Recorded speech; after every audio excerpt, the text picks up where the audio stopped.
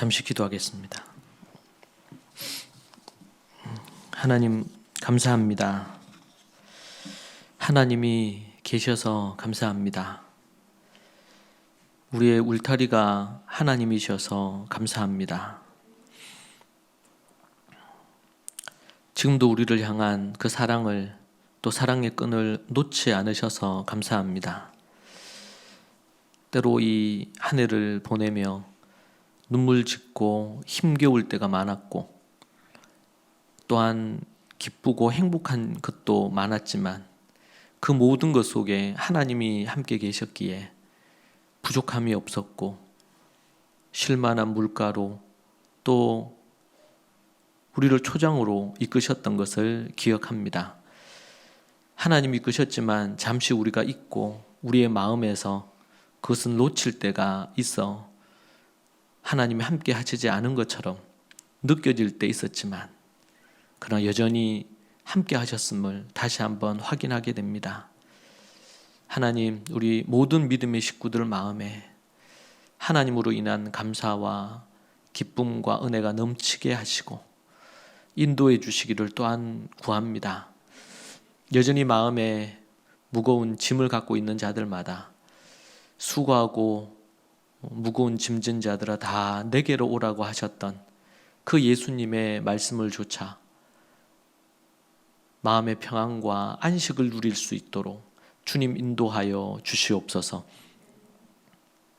지나치게 감성적으로 빠지지도 않고 지나치게 이성적이지도 않고 균형을 이루어 하나님 앞에 감사와 사랑을 경험하고 누리는 그 인생이 되기를 소망합니다.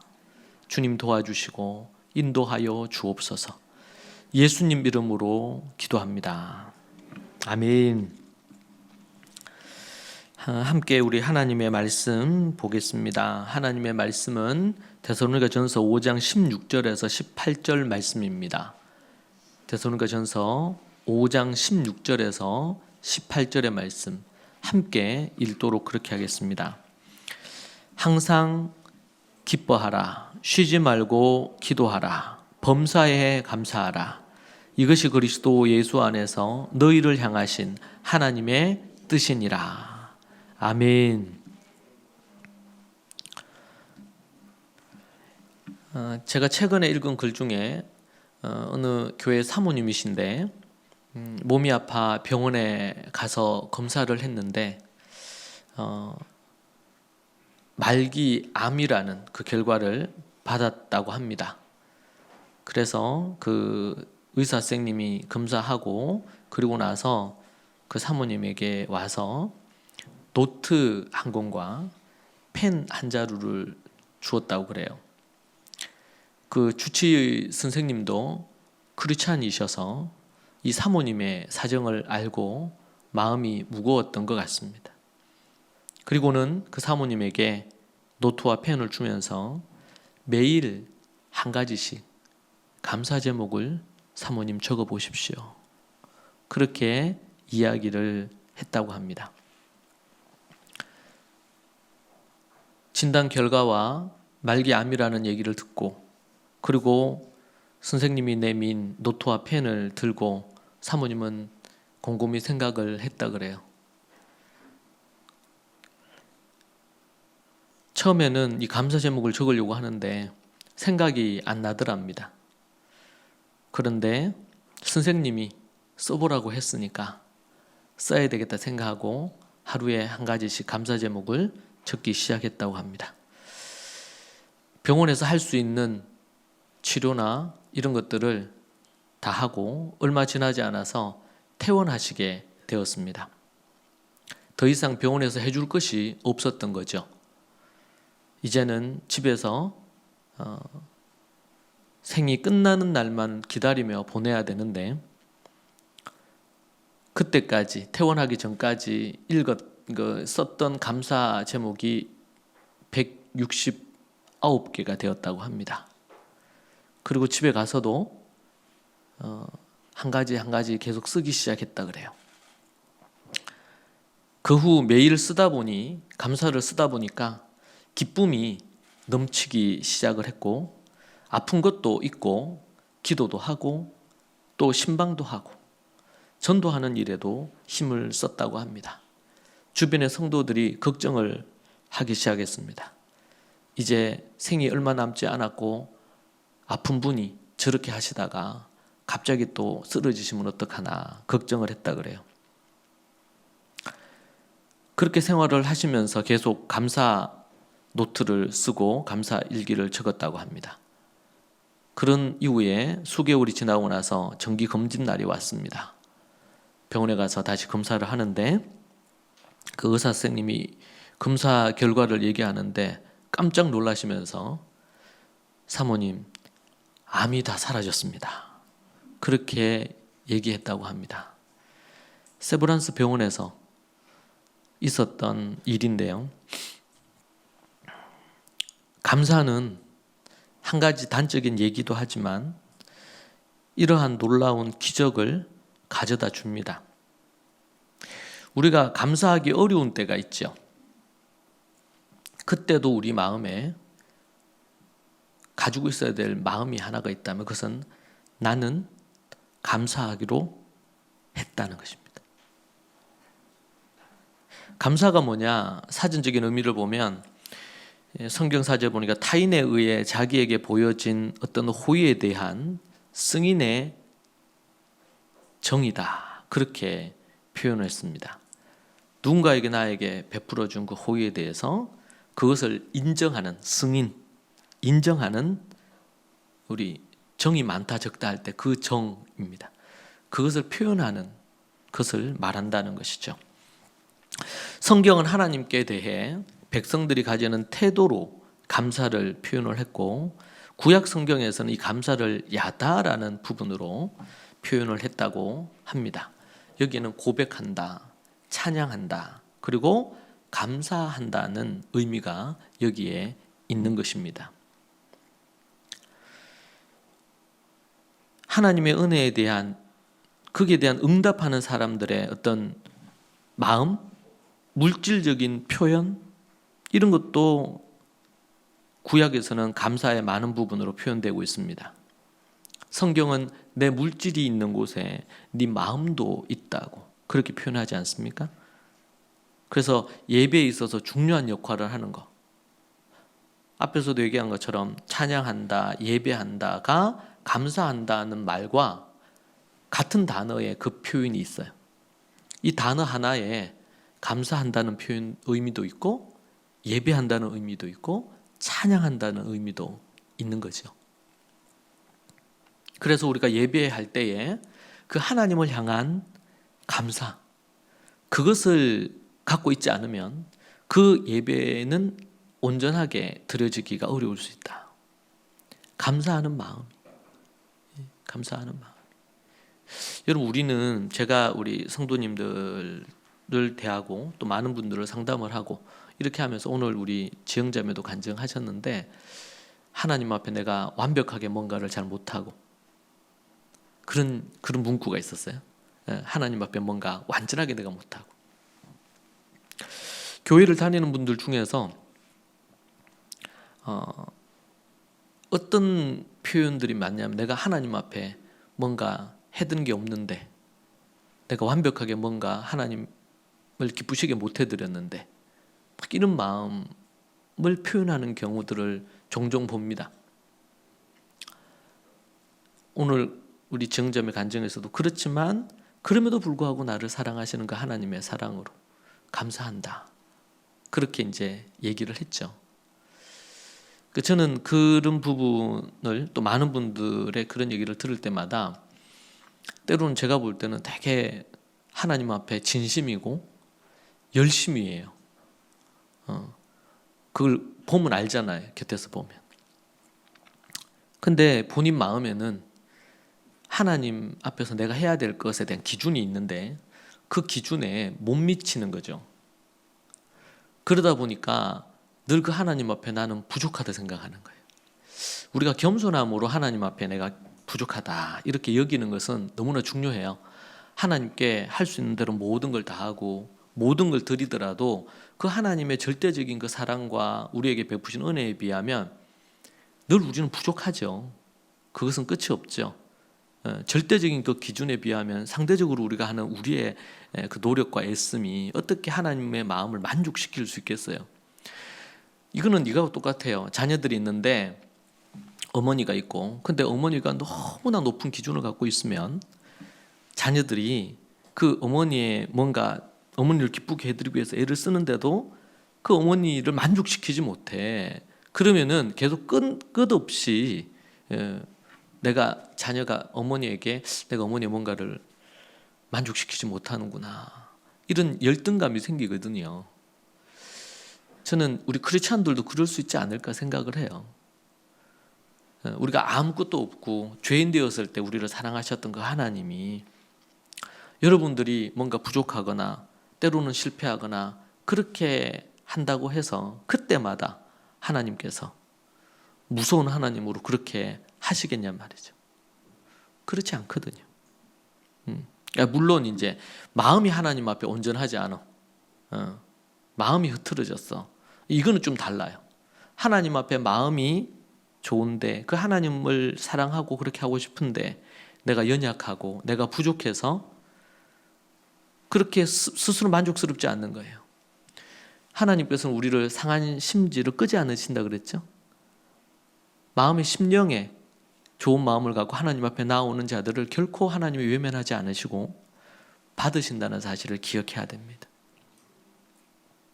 우리 하나님은 완전하기를 원하지 않으십니다. 그 완전함을 향해 믿음으로 나아가기를 원해요. 여기는 늘 긴장감이 있어요. 완전하지 않아도 괜찮다고요? 그러면 뭐 이대로 살지. 그러면서 깨어 있거나 날마다 노력하거나 부지런히 뭔가를 하거나 이렇게 하지 않고 게을러질 수 있잖아요. 그런데 또 어떤 경우는 내가 하나님 앞에 완전하지 못한 내 모습을 보면서 늘 자책하고 막 긴장하고 막 이럴 수도 있단 말이에요. 이 두 가지가 이제 극단에 속해요. 그러니까 이 두 가지가 있으면 자족이 안 되거든. 자족, 스스로 만족하는 마음. 자만과 자족은 달라요. 그리고 감사가 안 나와요. 그러면 스스로에 대해서도 감사하지 못하고 하나님께도 감사하지 못하는 거예요.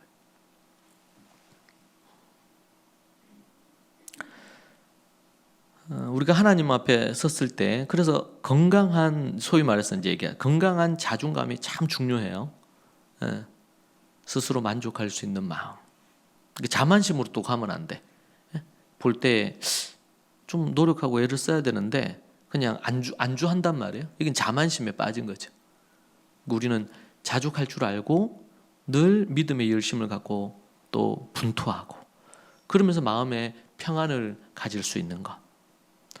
이것이 매우 중요하다. 그러니까 예수님을 믿고 우리가 거듭나서 믿음 생활을 하는데도 이런 부분이 되어지지 않고 자기 기준이 높거나 또 막 그런 감사가 없거나 막 이런 부분들이 되면 하나님 안에서 우리에게 주시려고 하는 평안을, 샬롬을 누리지를 못해요. 그러면은 예수님 믿고 교회 다니고 신앙생활 한다 하지만 마음에 그런 부분들이 없다 보니까 불안해지겠죠? 염려가 많아지겠죠? 스트레스 상황이 많아지겠죠? 이것은 단순히 하나님과의 관계, 신앙생활뿐만 아니라 내가 모든 일에 있어서도 그런 부분들이 생길 수 있습니다. 그러면은 인생이 행복하지 않는 거예요.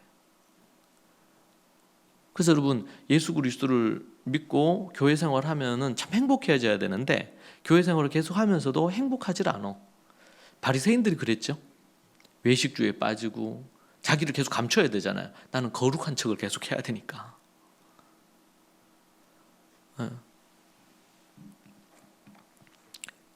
그래서 여러분, 예수님을 믿는 것은 자유거든. 자유. 해방, 자유예요. 자유한 자가 누리는 것은 뭡니까? 여유로움과 평안이란 말이에요.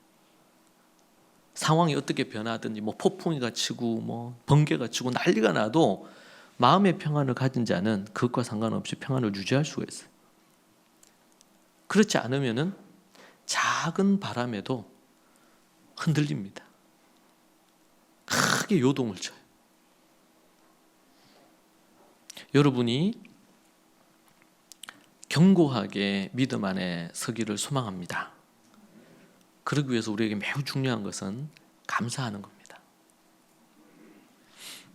신약에서는 헬라어로 유카리스티아라고 이 감사를 표현합니다. 이 단어는 신약에서 2번, 누가복음과 로마서 말씀의 2번을 제외하고는 모두 다 하나님께 사용되어진 단어라 그래요. 감사.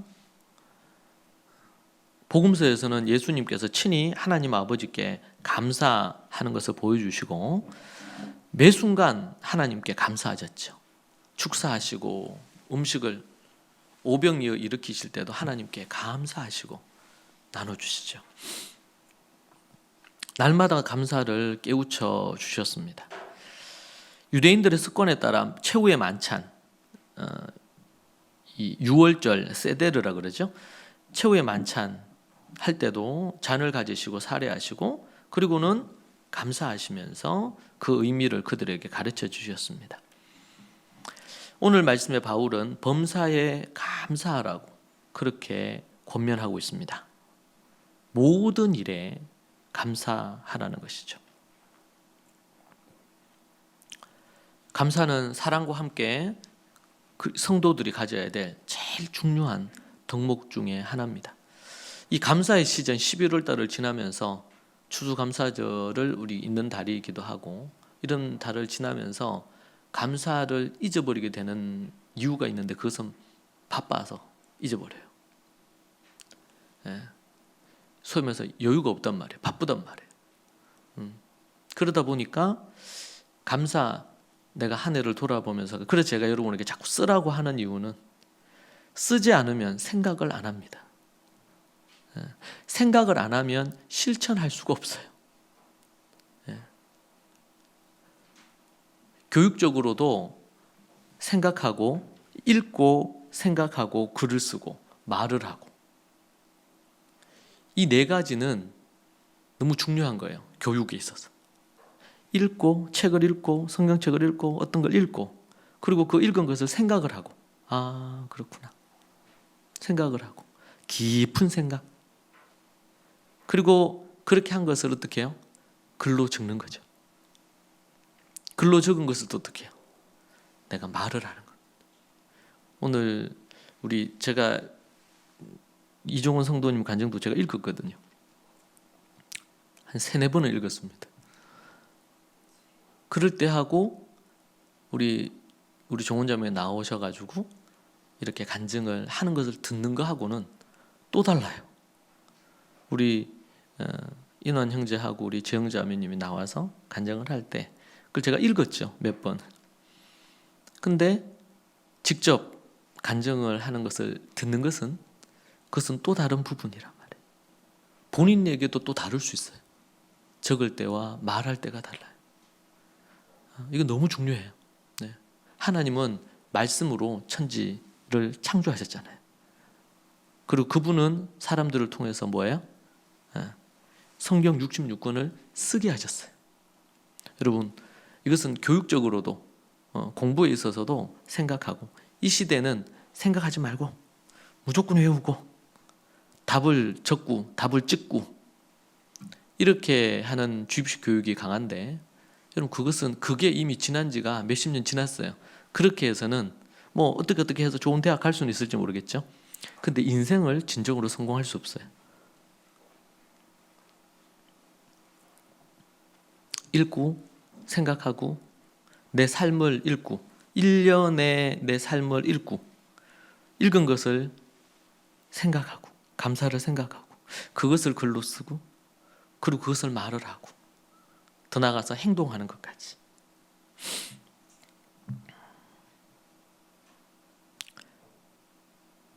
너무 중요합니다. 신앙인들의 우리 성도들은 그리스도인들은 반드시 공부를 해야 된다.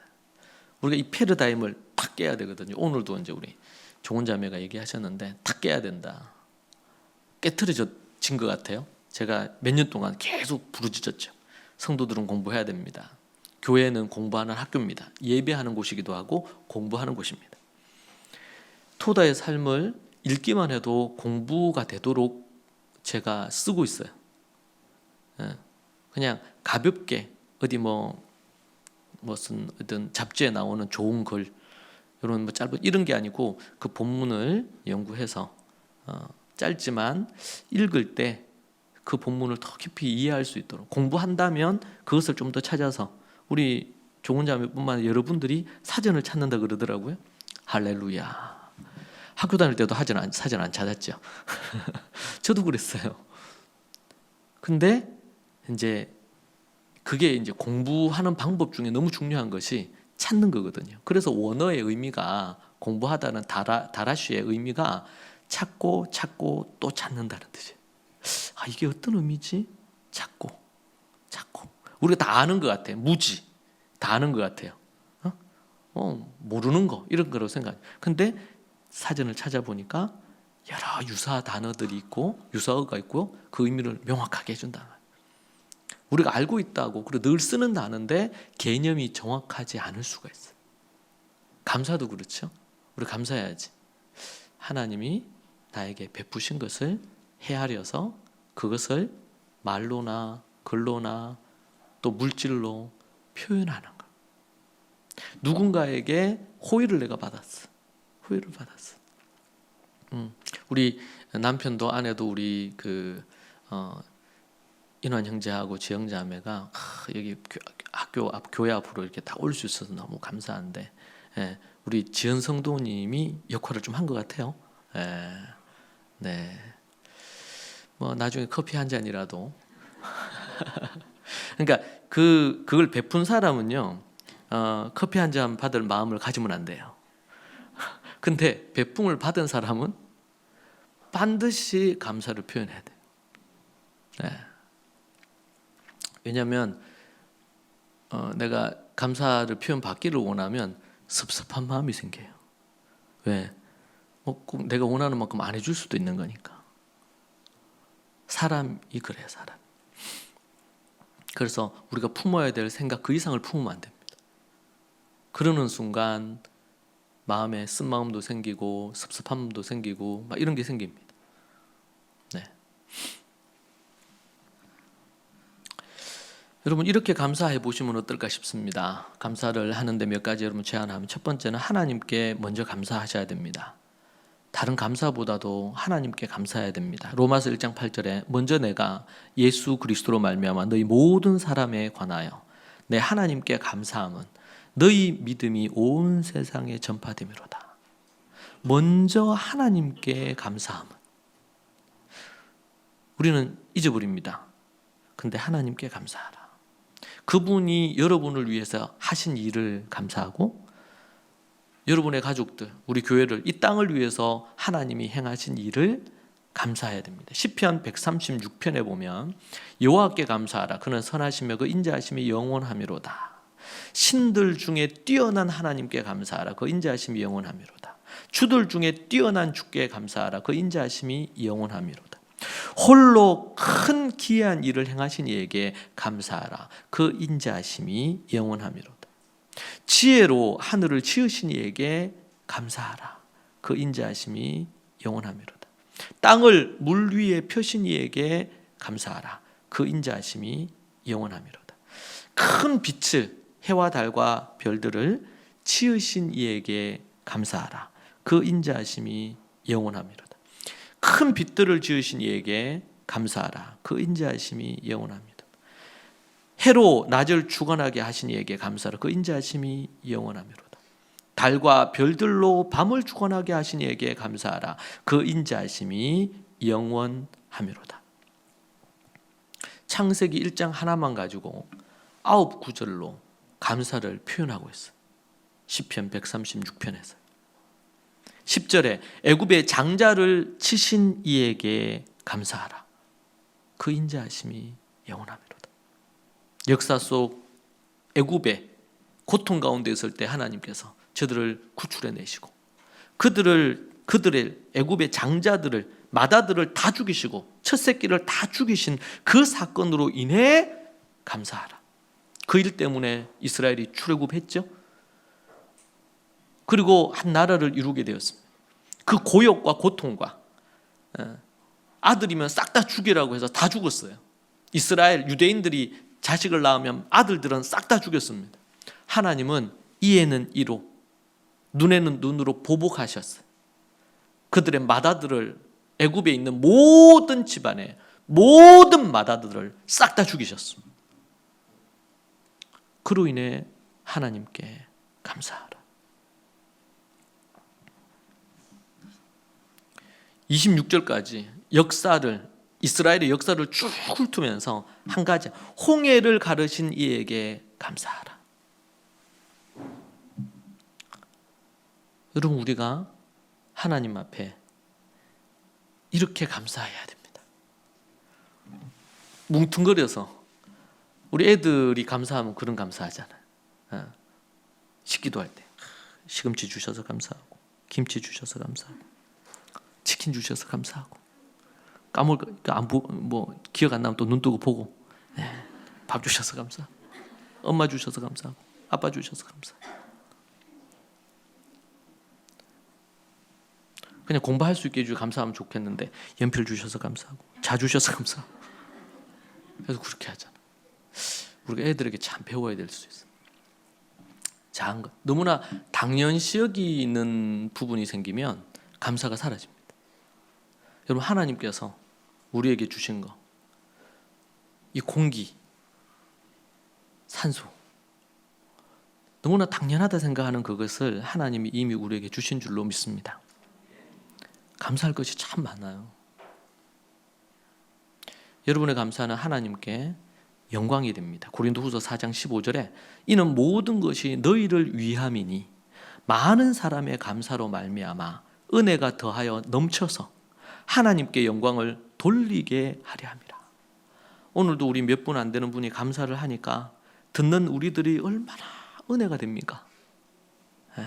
크게 아멘 하세요. 너무 은혜가 되잖아요. 은혜가. 그래서 누구한테 영광이 돼요? 하나님께 영광이 올라가는 거예요. 여러분, 때로는 여러분의 실패도, 여러분의 좌절도 하나님께서 그 좌절과 실패에서 여러분을 일으키시는 그 과정 자체가, 그 얘기를 들으면 어때요? 그 얘기를 들으면 여러분, 누군가가요 뭔가 넘어졌다, 실패했다, 어떻다, 이런 얘기를 들으면 참 사람 마음에 너무 기분이 좋은 거예요. 왜? 나는 넘어졌는데 누구는 한 번도 안 넘어져. 근데 위로가 되잖아, 이게. 위로가. 뭐 그런 걸로 이제 안 좋은 마음 가져서는 안 되지만, 그런 얘기를 나눌 때, 그래서 우리가 인간관계론에도 보면 그런 게 나와요. 자기가 해서 이룬 것, 성공한 것, 좋은 것, 그런 것만 막 얘기하면요, 주변에 사람이 없어. 왜? 그 얘기를 들으면 들을수록 어떻게 해요? 듣는 사람들은 실패감을 가져. 쟤는 그런데 나는 뭔가, 이런 마음 갖는단 말이에요. 근데 나의 연약한 거, 때로 나의 실패를 나눌 때에 상대가 위로를 얻고 힐링을 해. 자, 그런데 그 가운데서 조금 뭔가를 해가려고 애쓰는 그런 모습을 볼 때 힘을 얻는단 말이에요. 위로가 되죠. 근데 한국 사람들은 어떻게든 자기 부족한 걸 드러내면 실패했다 생각하고 무시당한다 생각, 이런 사회 분위기가 있어요. 그러다 보니까 안 돼. 교회 안에 와서도 절대로 자기 부족한 걸 얘기 안 하려고 그래. 좋은 것만 얘기하려고 그래.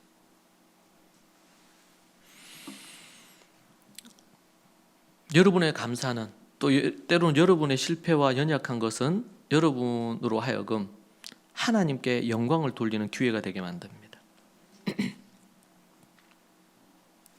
로마서 1장 21절에 보니까 하나님을 알되 하나님을 영화롭게도 아니하며 감사하지도 아니하고 오히려 그 생각이 허망하여지며 미련한 마음이 어두워졌나니. 여러분, 하나님을 알되 하나님을 영화롭게 하지 않는 사람이 있어. 그리고 감사도 하지 않아, 하나님께. 오히려 생각이 허망해요. 부정적이고 이런 허망한 생각하면서 미련한 마음으로 갈수록 어두워져 가요. 그 생각이. 그러면 안 되겠죠. 하나님을 알지만 하나님께 감사하지 않는 사람들이 있다고 얘기해요. 로마서의 1장에 하나님을 영화롭게 하지 않는 사람이 있다고 얘기하는 거예요. 도리어 그 생각, 영광을 영화롭게 안 하고 감사 안 하면서 허망한 생각, 미련한 생각, 쓴 마음, 섭섭함, 뭐 갖가지의 많은 이런 생각으로 자꾸 많아지는 거예요. 예수님 믿고 교회 나오는데도 불구하고 이럴 수 있단 말이에요. 영광과 감사가 아니고 이렇게 할 수 있다는 거죠. 그렇죠? 여러분, 성경은 우리는 예수님 믿으면 우리가 뭔가 완전해진다고 생각해. 아니에요. 법적으로는 우리가 하나님의 사람으로 이렇게 그게 되지만, 호적상으로 되지만 여전히 우리는 옛사람을 못 벗어버리고 있어요. 그래서 계속 뭐 해야 돼? 사도 바울이 그래서 영적인 훈련이 그렇게 중요하다고 얘기해요. 영적인 훈련. 그래서 우리가 먼저 알아야 되고, 여러분, 아는데 행하지 않는다는 게 쉽지 않거든요.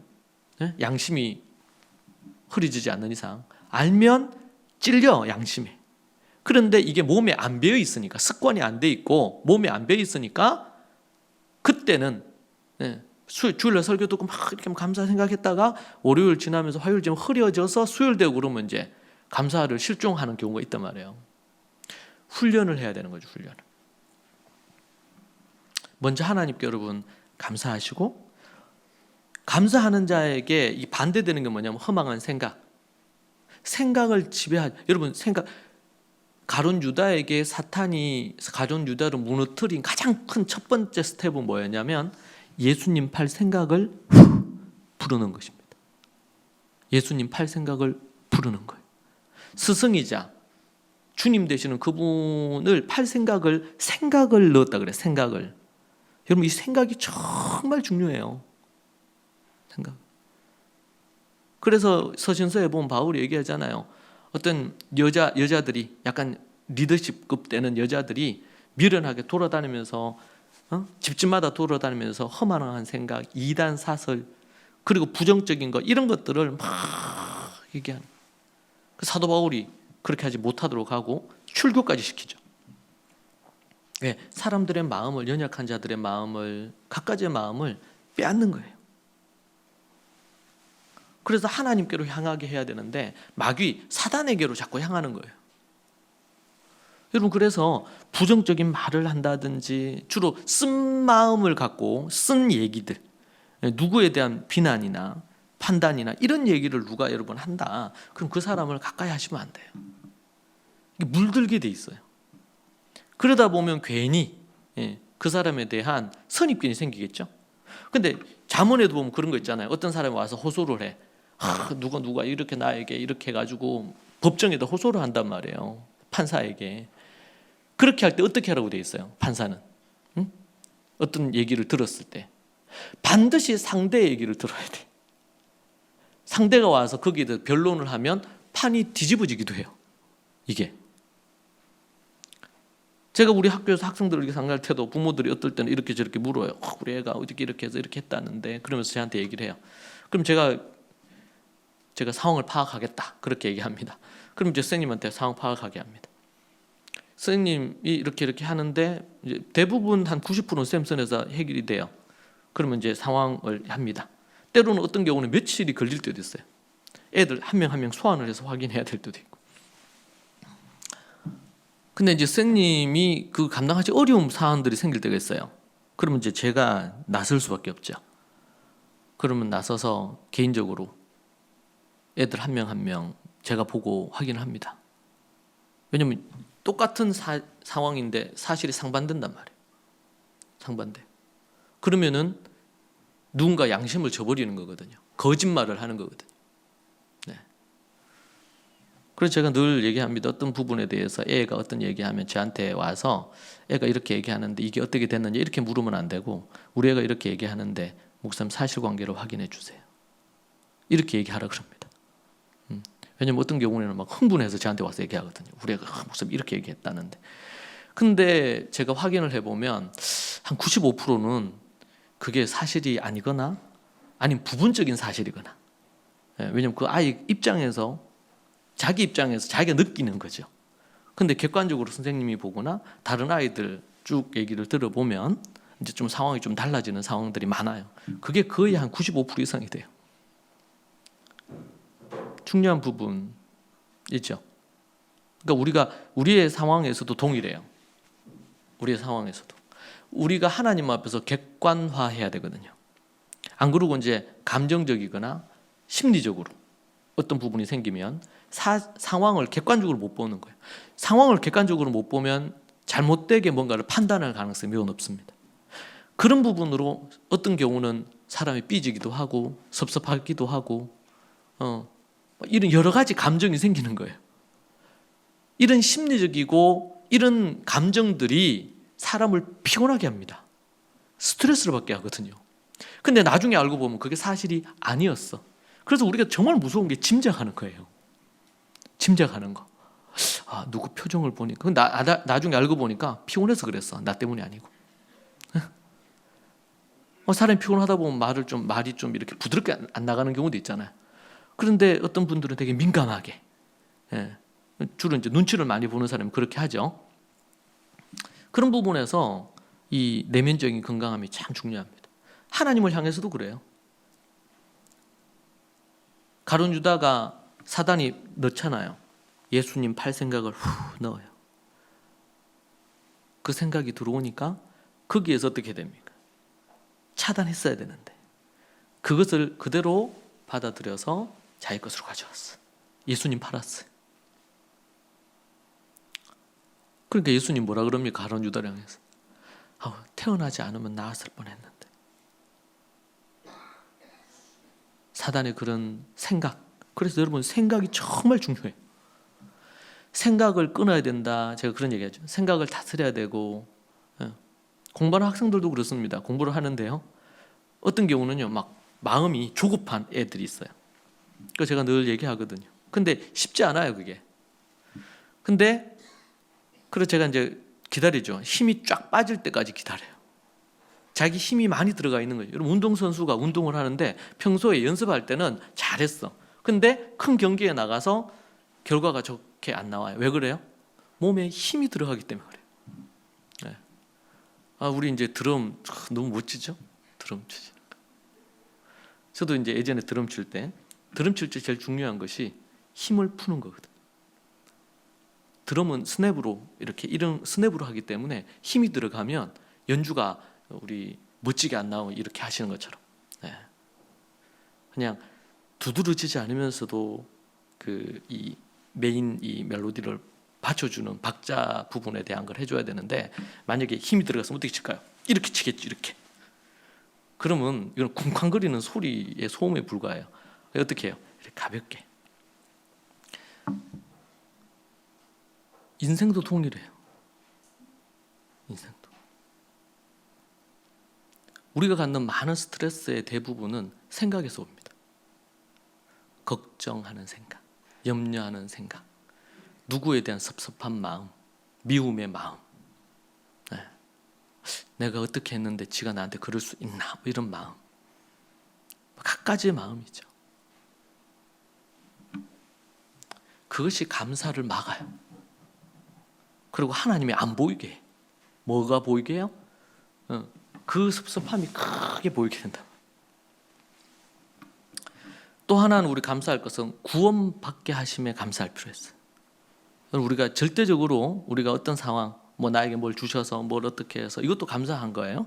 근데 우리에게 이미 베풀어진 구원, 여기에 우리가 감사할 필요가 있다.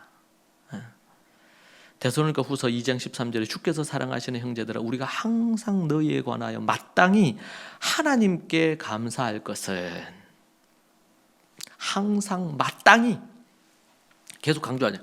마땅히 항상 하나님께 지금 계속 부사를 쓰죠. 항상 감사하고 마땅히 감사한다. 너희들로 인해서 누구에게? 하나님께 감사한다. 하나님께 감사한다. 세 번째로는 감사할 때 말로 하셔야 돼요. 말로. 감사하는 말이 생활화됩니다. 에베소서 5장 4절에 보면 이렇게 나옵니다. 누추함과 어리석은 말이나 희롱의 말이 마땅치 아니하니 오히려 감사하는 말을 하라. 누추한 말, 어리석은 말, 희롱의 말, 누군가를 비난하는 말, 희롱하는 말, 다른 사람을 좀 얕게 보는 말, 어리석은 말, 누추한 말, 함부로 하는.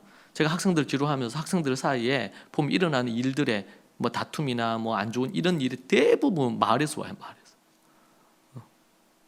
무시하는 말, 판단하는 말, 정죄하는 말, 좀 뒤에서 좀 뒷담화 하듯이 이렇게 하는 말, 이 말이 정말 무서운 거거든. 그러니까 뭐라 그래요? 에베소서에서 누추한 말, 어리석은 말, 희롱의 말이 마땅치 아니하니 오히려 성도들은 어떤 말을 해요? 감사의 말을 하란 말. 이런 말이 나오려고 하면 부정적인 말, 비난하는 말, 정죄하는 말, 판단하는 말 이런 말이 나오려고 하면 원망하는 말, 불평하는 말 이런 말이 나오려고 하면 그 입은 다물고 감사의 말로 바꾸란 말이에요. 그 말은 그냥 안 하는 게 나아. 말하지 말고 그럼 어떻게 해야 돼요? 아무도 없이 골방에서 하나님께 막 얘기하세요. 막 어디 뭐 욕하고 싶어. 그러면은 하나님께 막 가서 하나님께 막 내가 이렇게 마음이 이렇다고 막 그러면서 욕을 하세요. 한 바가지. 좀 시원할 수 있어요. 그런데 사람들 앞에서 입 밖에 말을 내지 마세요. 그것은 여러 가지 많은 문제를 일으켜요. 그래서 얘기하죠. 누추한 말, 어리석은 말, 희롱의 말. 예수님 안 믿는 사람들은 막 금요일 날 일 끝나고 나면 술 마시면서 막 직장 상사 욕부터 해서 뭐 무슨 욕 무슨 욕. 그것도 누구한테 그거를 막 대통령이나 정치인 뭐 누구 막 이런 게 다 떠넘기면서 막 이렇게 하죠. 술 먹고 술이 떡이 돼가지고 할 말 안 한 말 못할 말 막 싹 그러다가 실수도 하고. 그리고 그 다음 날 잊어버립니다. 그러면서 얘기합니다. 속이 막 후련하다.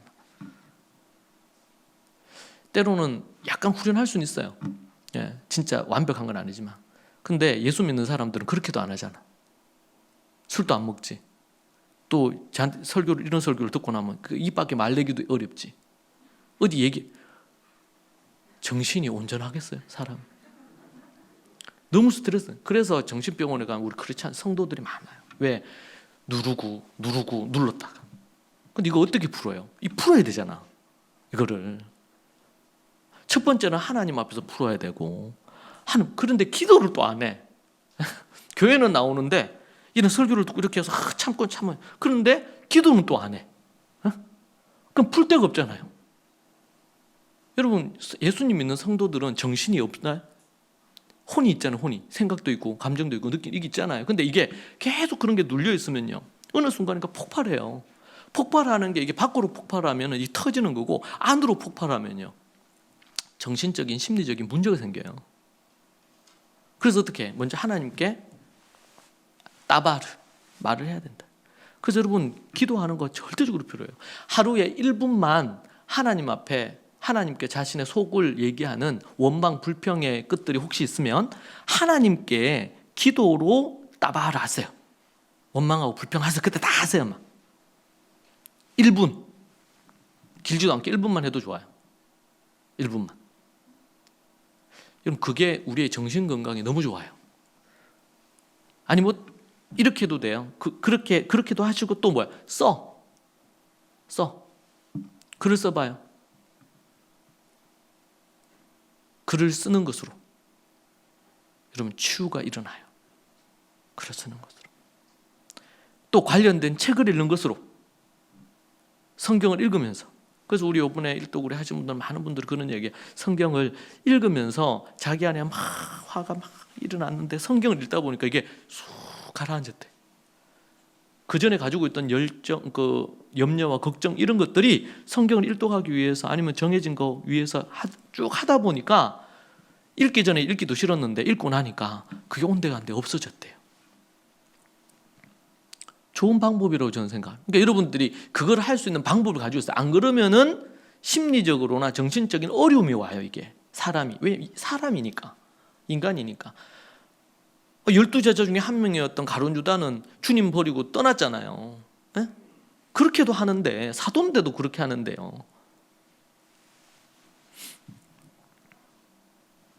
그래서 여러분 염려가 아닌 감사기도 하세요. 그리고 우리 또 필요하다면 우리 믿음의 식구들 안에서 셀 모임이라 그러죠. 믿음의 식구들 안에서 믿음 안에서 아니면은 또 영적인 셀 리더나 아니면 영적인 지도자의 목사에게 필요한 그런 부분들이 때문에 그것을 나누는 게 필요해요.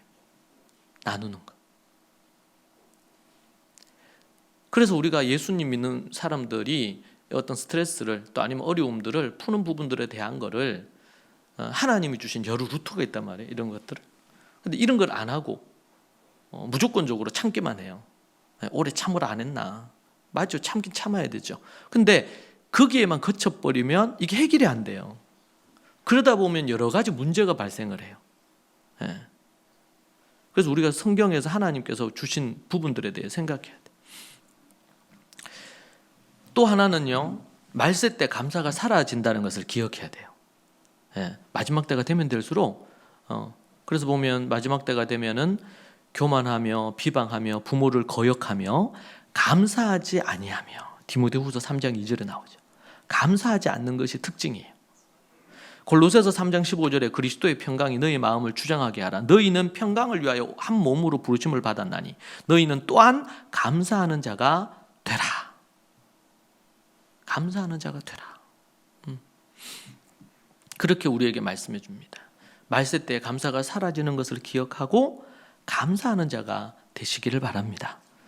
다섯 번째는 나에게 맡겨진 직분에 감사해야 됩니다. 디모데전서 1장 12절에 나를 능하게 하신 그리스도 예수 우리 주께 내가 감사함은 나를 충성되이 여겨 내게 직분을 맡기심이니.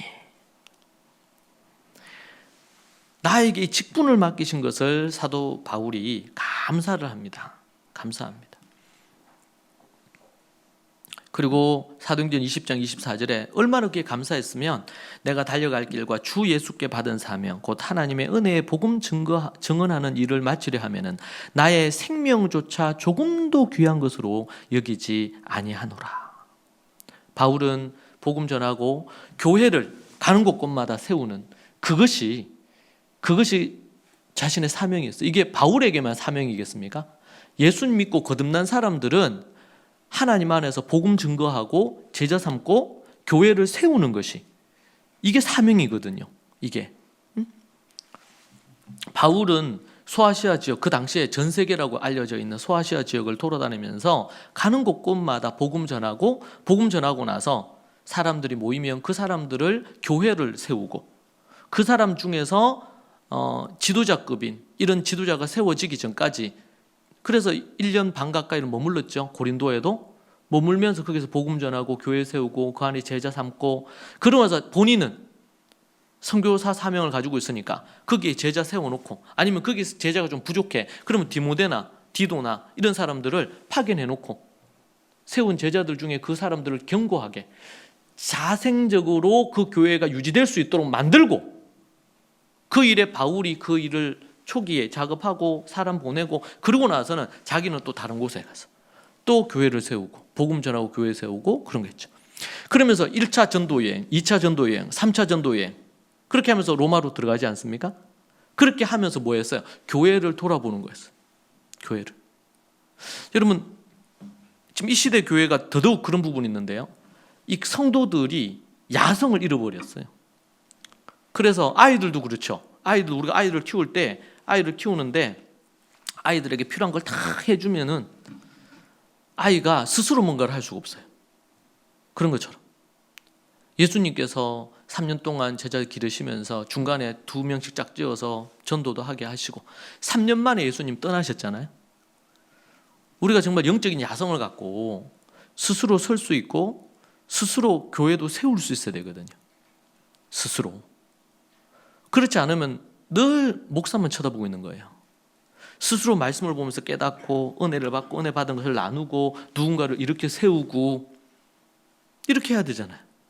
그런데 여전히 신앙생활 한 지 10년, 20년, 30년 지났는데도 누군가 위로해 주기를 바라고 또 뭘 해주기를 바라고 이미 선생이 돼야 되는데 히브리서에 보면 이미 선생이 돼야 될 때가 이미 지났는데 아직까지도 젖이나 먹고 있단 말이에요. 그런 신앙생활은 매우 위험해요. 그런 부분들 자체가. 그런 부분. 그래서 여러분 사명을 감당해야 됩니다. 하나님의 작은 일이라도 하나님 앞에서 직분을 감당을 해야 돼요. 그래서 의로운 아름다운 직분을 사모하라 그러잖아요. 특별히 우리 은사 받죠? 가르치는 일. 이건 목사만 해야 될 일이 아니거든요. 가르칠 일이 얼마나 많아요. 연약한 자들, 초신자들, 그들을 가르쳐야 될 거 아니에요. 우리 주일학교 청소년들, 애들 또 가르쳐야 되잖아요. 교회에서. 다 가르치면 은사들이 다 필요한 거 아닙니까? 누군가는 또 기도의 은사, 또 권덕의 은사라 그러죠. 다른 사람을 위해서 권면하면서 기도해 주는 거예요. 이게 정말 또 중요해요. 예? 위로하고 격려하고 연약해서 넘어져 있을 때 다시 이렇게 세우는 이 권덕의 은사. 어떤 사람은 가르치는 걸 잘 못해. 그런데 옆에서 그냥 같이 기도해 주고 옆에 있어 주는 거 잘해. 같이 울어주는 거 잘해. 이게 얼마나 귀한지 모른단 말이에요. 그럴 때 회복이 이루어지고 치유가 이루어지잖아요. 각양 하나님이 다양한 은사를 여러분에게 주셨어요. 그 은사를 갖고 우리가 교회 안에서 서로를 섬기고 또 교회 안에 어떤 그런 직분을 따라가지고 역할을 따라가지고 섬기는 게 필요합니다. 바울이 그 일을 위해서 목숨을 걸고 하잖아요. 그 사람은 정치인을 할 수도 있었어요. 바울은. 왜? 정치적인 입지가 있었거든요. 그러니까 예수 믿는 사람들을 외국까지 가는데 통행증을 받아가지고 사내들인 공예 통행증 받아가지고 외국에까지 가서 예수 믿는 자들 잡아서 감옥에 쳐넣고 이렇게 했잖아요. 정치력이 있었던 사람입니다. 바울이. 그리고 랍비 출신이잖아요. 최고 랍비 출신입니다. 가말리알의 문화생 딱 한 명 뽑는데 그 딱 한 명이었어요. 그러니까 이스라엘의 유대의 최고의 랍비, 그 당시에 랍비는 종교 지도자, 정치 지도자 이런 역할을 같이 했거든요.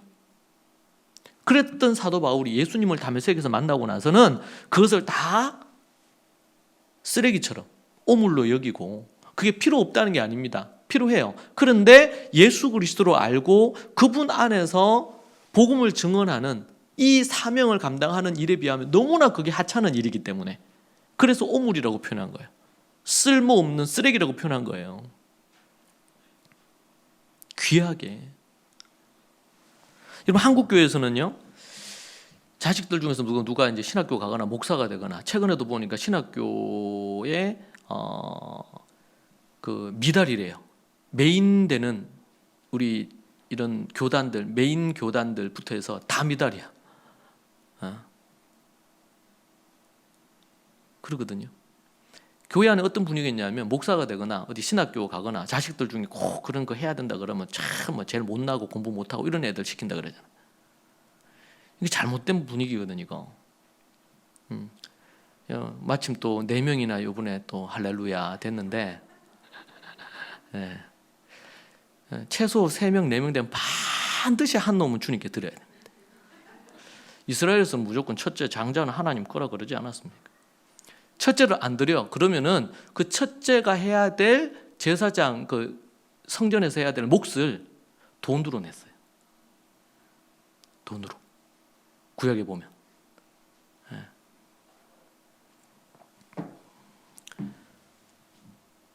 얼마나 귀한 직분이냐 말이에요. 목사만 그렇겠습니까? 교회 안에 어떤 형태로든 섬기는 어떤 직분이 세워지면 주일학교 교사로 뭐 또 아니면은 또 뭐 모든 어떤 부분 찬양팀의 어떤 부분으로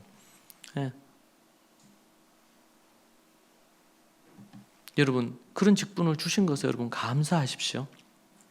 바울은 그 일을 위해 자기 온전히 그걸 하다가 그것 때문에 자기는 막 그런 일을 하고 그러니까 뭐 세상에서 얼마나 무시했어요. 왕들도 무시하고 뭐 백부장도 그렇고 막 많이 무시하고 유대인들은 암살하려고 하고 이런 것이 있었죠. 그런데 당당했어요. 딱 한두 번 내가 자기의 배경을 얘기했어요. 복음 증거하는 도구로. 왜냐하면은 자기들은 유대인 출신이고 자기들은 예루살렘에서 왔고 어쩌고 하면서 막 얘기하고 이렇게 하니까 바리새파 출신이고 어쩌고 하니까 바울이 너무 화가 나가지고 바리새파 중에 바리새파가 내다 그러면서 쫙 얘기하죠. 완전히 그냥 소위 말해서 약호를 확 죽이나 버려요. 내가 걔봐 베드로하고 친구야 이러면서 바울이 좀 거드름 피우듯이 얘기합니다. 왜 그렇게 해요? 쓸데없이 지자랑하는 인간들이 막 교회 안에 교회들을 혼란시키니까 바울이 자기 얘기하는 거예요.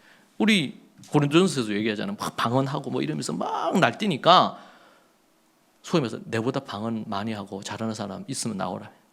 이런 식으로 바울이 얘기하거든요. 여러분, 하나님이 우리에게 주신 그 일을 위해 바울이 자기가 전제와 같이 다 부어질지언정 이제 떠날 시각이 가까웠는데 그렇게 하나님 앞에 내가 몸된 교회를 위해서 복음 전하는 그 일을 위해 내가 이 사명을 감당하는 이유에 나는 진심이었단 말이에요. 그것에 사도 바울이 감사합니다. 내가 감사함은 나를 충성되이 여겨 내게 직분을 맡기십니다. 직분을 맡기십니다. 이제 우리 교회 성도들, 우리 대구도 그렇고 경기도 그렇고 어떤 역할을 맡아서 수고하시는 분들이 있어요. 얼마나 귀한지 몰라요. 그런 분들이 없으면 어떻게 교회가 돌아가겠습니까? 목사가 뭐 다 이걸 돌아가게 하겠습니까? 알게 모르게 우리 주보 하나 나오는 것도 이걸 만드는데 애써 주시는 분이 없으면 못하겠죠. 이제 해가 또 바뀌고 이렇게 하면서 또 은사가 새롭게 배치되고 이렇게 할 수도 있는데, 여러분 하시던 분들도 그렇고 새로 또 어떻게 하는 분들도 그렇고 또 아니면 또 변경돼서 어떤 일을 하더라도 여러분 감사함으로 하나님 앞에 그 직분을 감당하십시오. 하나님께서 그 일을 통해 놀라운 일을 이루실 것입니다. 여섯 번째는 범사에 끊임없이 감사하십시오. 끊임없이. 데살로니가전서 2장 13절에 이러므로 우리가 하나님께 끊임없이 감사함은 이렇게 나옵니다. 끊임없이 감사. 할 수만 있으면 끊임없이. 그래서 제가 마지막 일곱 번째로 한 가지 제안합니다. 제가 우리 교회 주보에 여기 한 장을 딱 넘기면 거기 묵상 글이 하나 나와요. 제가 글을 썼는데 이 주보에 이렇게 쓰면은 여러분 읽으시는지 모르겠어. 읽으시겠지. 누구는 몇 시간에 걸쳐서 한 옆에 이런 걸 쓰거든요. 감사 미리 알림 설정을 해두고 감사하면 참 좋겠다 이 생각이 듭니다. 여러분 우리 감사를 해야 되는, 우리가 잊지 않을 일이 있으면은 우리 알람 설정해 놓잖아요. 아니면은 또 우리 요즘은 휴대폰을 다 가지고 있으니까 거기에 뭐 이렇게 메모나 아니면은 또 일정표 안에 해야 될 일에 체크를 하잖아요. 매일 해야 될 일. 여러분 감사 미리 알림을 해두시고 감사하면 좋을 것 같아요. 감사가 생활화가 돼야 되거든요. 어떤 한 분이 감사 알림 설정을 하면 어떻겠냐 이렇게 누가 글을 올리셨더라고요. 제가 그걸 읽는데 감사하는 것을 미리 알림으로 설정을 해야 되겠다 생각을 한 적이 없어가지고 어제 제가 제 폰에 감사 알림 설정을 했어요. 네. 뭐 여러 번 해도 돼. 아침, 점심, 저녁으로도 해도 되고 여러 번 해도 되고 한 번 해도 돼요. 일단은 제가 저녁에 해놨어요. 저녁 잠들기 전에 감사 일기 쓰고 자야 되겠다. 네. 10초를 하셔도 좋습니다. 하루 한 번 해도 좋고 두 번 해도 좋고 세 번 해도 좋고 20초 하셔도 됩니다. 1분 하셔도 돼요. 감사가 우리의 삶에 기적을 불러올 겁니다. 육체적인 질병도 치유하고 회복시킬 겁니다. 감사가 우리의 마음에 평안을 가져다주고 건강한 정신과 건강한 마음을 갖게 만들 겁니다. 감사는 하나님이 주시는 영적인 엄청난 복과 은혜를 누리게 만들 겁니다. 여러분 안에 그런 감사가 넘쳤으면 좋겠습니다. 기도하겠습니다. 하나님 감사합니다. 우리를 구원해 주시고 예수님 보내시어 십자가에서 우리의 죄를 사해 주시고 생명 주신 것 감사합니다. 아버지 하나님, 우리 믿음의 모든 식구들 그 마음에 감사가 넘치게 하시고 감사하는 인생이 될 수 있도록 인도하여 주시옵소서. 아버지 하나님 역사하셔서 감사하지 못하게 하는 모든 장애들이 사라지게 주님 도와주시고 우리가 그럼에도 불구하고 감사하는 인생이 우리 모든 성도들이 되게 해 주옵소서. 우리 경기와 우리 대구 교회 좋은 가족 교회에 이 배 항해에 감사가 넘치는 역사가 있기를 소망합니다. 예수님 이름으로 기도합니다. 아멘.